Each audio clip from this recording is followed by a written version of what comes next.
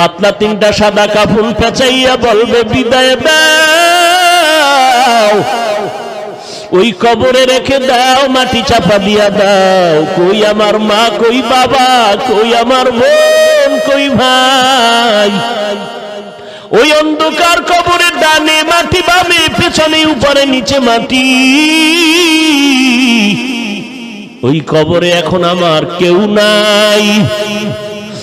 আর জীবনটা যদি এমন হয় আমি গুনাহগার,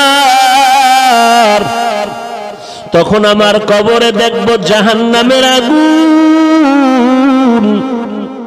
আমি বান্দা একটা মশার কামড় সইতে পারি না, কবরে জাহান্নামের আগুন কেমন সহ্য করব, মাটির চাপ কেমনে সহ্য করব?